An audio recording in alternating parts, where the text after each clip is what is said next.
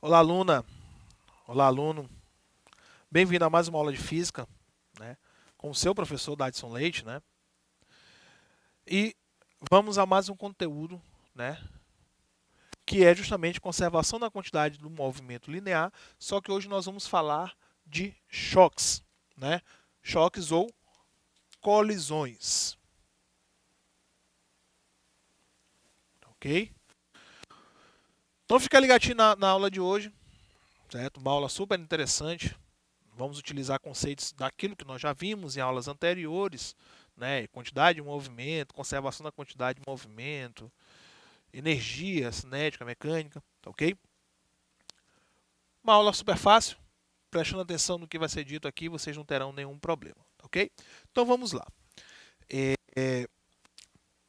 Então, vamos imaginar aqui, né, duas partículas ou dois corpos, né, em que esses corpos eles estão se movendo, né? Vamos chamar aqui um corpo A qualquer e um corpo B aqui qualquer, ok?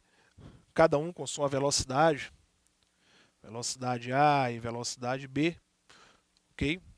E por algum motivo, né, esses corpos aí eles acabam se chocando e retornando, né? Ou retornando ou parando, certo? Ou um empurrando o outro, mas por algum motivo eles vão se chocar, certo? Então, no momento que eles se chocam, certo? Nós temos ali alguns comportamentos que esses corpos eles irão adquirir, ok? De acordo com esse choque, né? Aí do corpo A com o corpo B. É justamente isso que nós vamos estudar aqui nesse módulo, ok? Uma coisa que nós sabemos é o seguinte: a quantidade de movimento, né, antes do ocorrido, antes do choque, vai ser igual à quantidade de movimento depois do choque. Isso porque, não é? Nós vamos trabalhar aí com um sistema conservativo, tá certo? Então, o nosso sistema ele é conservativo, ou seja, não há ação de forças externas, apenas forças internas, né? Elas estão agindo nesse sistema conservativo, tá ok? Então, o primeiro passo, isso aqui nós já vimos isso em aulas anteriores, estamos recapitulando, tá ok? Então, nós vamos começar aqui falando, para poder a gente chegar lá nos tipos de choque, vamos começar falando sobre velocidade relativa. Ok? Velocidade relativa. Certo? A velocidade relativa, nós vamos entender velocidade relativa, né? O próprio nome é bem sugestivo, porque vai ser uma velocidade que vai agir em função da outra, em relação à outra. Né? Vai ser aquilo que um observador ele está vendo, certo? De velocidade do movimento de um outro corpo. Ok?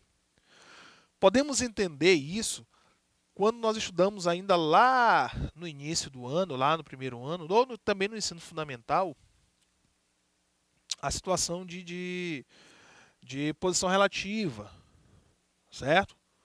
Ou seja, aqueles exemplos de um carro está em movimento ou em repouso. Isso vai depender do referencial, certo? Vai depender do referencial. Se o referencial estiver fora do carro, ele estará em movimento, desde que não esteja na mesma velocidade, né? Se estiver dentro do carro, ele vai estar em repouso, porque os dois estão na mesma condição. Seria basicamente isso aqui, certo? Só que nós estamos trabalhando com velocidades. Vamos lá. A velocidade relativa ela vai obedecer duas formas, certo? A primeira é quando nós trabalhamos com corpos que estão no mesmo sentido. Ok? Mesmo sentido. Quando eles apontam para o mesmo lado, certo? As suas velocidades estão apontando para o mesmo lado, certo? Então vamos supor aqui o seguinte. gente tem aqui dois corpos, certo? E eles estão apontando para o mesmo lado. Então, eu tenho aqui um corpo A e um corpo B, certo? Então, vamos supor que o corpo A ele se mova com uma velocidade de 10 metros por segundo. E o corpo B ele se mova com uma velocidade de 50 metros por segundo, certo? Então, o corpo A, 10, e o corpo B, 50, certo? Qual é a velocidade relativa, né, entre eles? Então, muito simples, preste minha atenção. Então, a velocidade relativa de A e B, ele vai ser dado, certo? Vai ser dado em módulo, velocidade A menos a velocidade B, certo? Então, toda vez que eles apontarem para o mesmo lado, para o mesmo sentido, a velocidade relativa vai ser a subtração dessas velocidades, tá ok? Então, neste caso, a velocidade relativa de AB, ele vai ser, ó, 10 menos 50, isso em módulo, ok? Então, a velocidade relativa a B vai ser igual a 10 menos 50, dá menos 40. Isso em módulo vai ser igual a 40 positivo. Ó, 40 metros por segundo. Então, essa é a velocidade relativa, certo? Para, né, esses objetos que se movimentam aí no mesmo sentido. No caso, basta a gente subtrair as velocidades envolvidas, tá ok? Para a gente encontrar aí o nosso valor. Certinho? Bem fácil, né? E quando elas se movem no sentido oposto? Ok? Então, quando é, ó, o sentido oposto. Quando trata-se do sentido oposto, nós vamos ter o seguinte. Então, vamos pegar aqui a mesma situação, corpo A e o corpo B, certo? Obedecendo a mesma situação. Velocidade A, 10 metros por segundo, e a velocidade B igual a 50 metros por segundo. Lembrando que essa velocidade B ela é uma velocidade negativa, porque o sentido é o contrário. Ok? Sentido oposto àquele que eu estou tratando como positivo. Mas isso, na hora de a gente colocar os nossos valores numéricos lá, eles não vão influenciar, tá bom? Então vamos lá. Então aqui a velocidade relativa de A a B, quando é sentido oposto, nós vamos fazer a velocidade A mais a velocidade B. Se é sentido oposto, a gente soma, certo? Sentido oposto, a gente soma. Então isso vai ficar como? Vamos colocar aqui do lado. Então, a velocidade relativa de AB vai ser igual a 10 mais 50. Certo? Percebam que eu não utilizei o menos daqui, porque o menos foi só uma questão de interpretação física. Então, a velocidade relativa de AB vai ser igual a 60 metros por segundo. Tá ok? Então, quando os corpos se aproximam um do outro, né, quando está indo um de encontro ao outro, a velocidade relativa entre eles, a tendência é aumentar, é ser maior. Quando eles estão indo um ao encontro do outro, mas no mesmo sentido, a tendência é diminuir. Por isso que nós fazemos a subtração, tá ok? Então, a velocidade relativa, ela vai ser importante, ok? A gente estudar isso aqui, a gente saber isso aqui, vai ser importante para poder a gente definir o coeficiente de restituição, né, desses corpos quando acontece o choque. Então percebam que é muito fácil, certo? Questão de velocidade relativa para o entendimento do conteúdo, certo? Então o coeficiente de restituição, vamos lá. o coeficiente de restituição, ele vai nos dar que tipo de choque nós estamos falando, que tipo de colisão a gente vai tratar. Ok? Então, o coeficiente de restituição ele é representado pela a letra E, certo? E esse E, matematicamente falando, ele é dado pela razão entre a velocidade relativa de afastamento sobre a velocidade relativa de aproximação. Ok? Então, fazendo a velocidade relativa de afastamento, vamos colocar aqui, velocidade, né, relativa de afastamento e velocidade relativa de aproximação. Ok? Relativa à aproximação. Pronto. Se nós fizermos essa razão, nós encontramos o coeficiente de restituição, certo? É só lembrar lá da lei de Hooke, por exemplo, coeficiente de restituição da mola, certo? Então é a mola retornar para o seu estado natural, fundamental. Aqui vai ser a mesma coisa, certo? Esse coeficiente de restituição, ele será um número entre 0 e 1. Ele é um número compreendido entre 0 e 1, ok? Ou nós podemos encontrar ele igual a 0, ou nós podemos encontrar ele um número entre 0 e 1, 0, alguma coisa, ou ele será igual a 1 inteiro, certo? Então isso, né, que nós vamos encontrar fazendo essa razão. Ok? Então, continuando, dando continuidade, nós vamos falar dos tipos de colisão, né? Os tipos de choque, certo? Então, a classificação dessas colisões. Então, vamos classificar. Ó. Então, classificação das colisões. Pronto. Utilizando aí o coeficiente de restituição. A primeira colisão, certo? É a colisão elástica.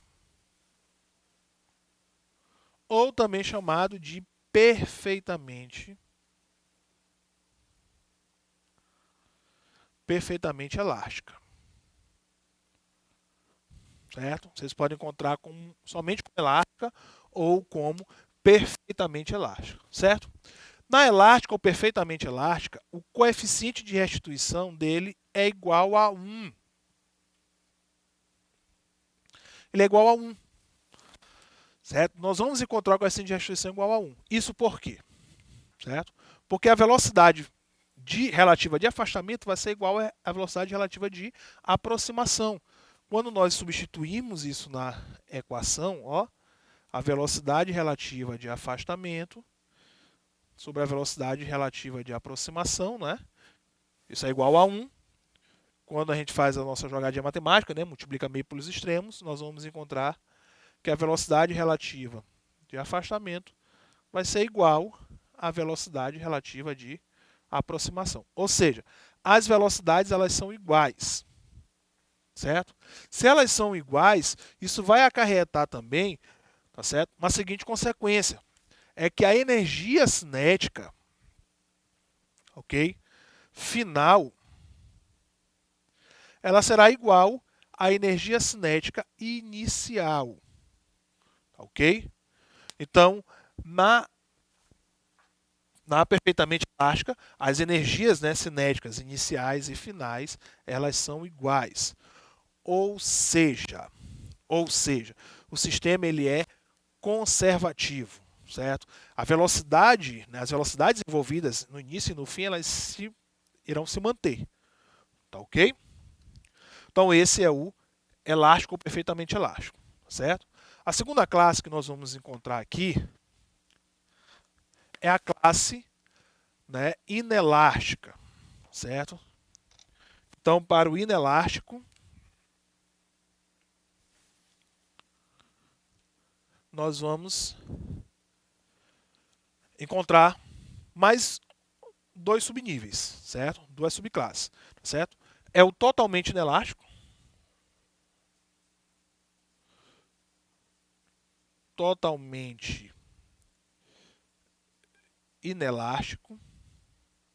ok? Esse totalmente inelástico, o coeficiente de restituição dele será igual a zero, certo? Ele será igual a zero, certo? Se ele é igual a zero, ok? Isso porque, se a gente for substituir na equação, né, ó, zero vai ser igual velocidade relativa de afastamento sobre a velocidade relativa de aproximação. Quando nós fizermos meio pelo extremo, nós vamos encontrar o seguinte, ó, 0 multiplicado pela velocidade relativa de aproximação vai ser zero, né? Então, a velocidade relativa de afastamento é igual a zero. Se é igual a zero, quer dizer, então, que esses corpos, depois do choque, eles não se separam, não se afastam. Ou seja, eles, né, após o choque, eles permanecem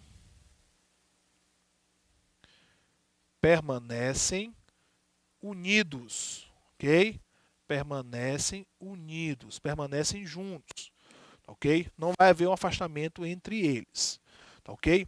Bom, se a velocidade de afastamento ela é zero, então a energia cinética final será menor do que a energia cinética inicial, ok? Então a consequência que nós vamos ter é essa. A energia cinética ela é diferente, ou seja, o sistema ele não é mais conservativo, ele é um sistema dissipativo, certo? Está se perdendo aí energia quanto a isso, tá ok? Então o terceiro, né, que é uma subclassificação do inelástico, é o parcialmente inelástico, certo? Então nós temos o perfeitamente elástico, o totalmente inelástico e o parcialmente inelástico, ok? Então, parcialmente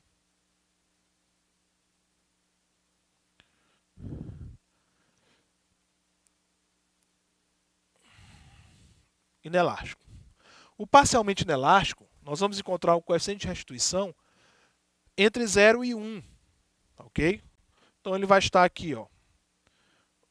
O coeficiente de restituição vai estar entre 0 e 1. Ele não é nem 0 e nem 1, ele vai ser 0, alguma coisa, certo?